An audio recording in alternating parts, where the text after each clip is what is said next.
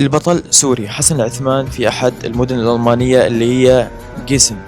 يوجد أحد الأشخاص راكب سيارته قام ضرب أكثر من 14 شخص بالسيارة تبعه، الكل قام يهرب من قدامه، حتى البوليس مو موجود. لبين ما دقوا على البوليس إلا حسن العثمان الشاب السوري البطل يلي ينحط تاج على الراس سيطر على الموقف. بعد ما ضرب سيارته ذاك الشخص بسيارته وقفوا، حذروا من السيارة، ربطوا لبين ما اجى البوليس واخذ الإجراءات اللازمة. مثل هذول الأشخاص احنا نعتز، احنا نفتخر لأنه هذول الأشخاص ينحطون تاج على الراس. مو مثل، مع احترامي الشديد للناس اللي متواجدة بألمانيا، جماعة البانهوفات اللي ملاحقين البانهوفات، ملاحقين البنات وملاحقين المشاكل ويسببون مشاكل للناس. نتمنى من هذول الأشخاص، نتمنى من الناس السلبية انه هذول كل شخص سلبي بألمانيا ينشال وينكب على البلد تبعه، لانه هذا يشوه سمعة دولة بشكل كامل. اما الناس الإيجابية يلا عم تشتغل، يلي عم بتساوي الخير، هذول نحطهم تاج على الراس. وتحياتي إلك حسن العثمان، تستاهل انه الواحد ينشر عنك، مو نفس هذول الناس اللي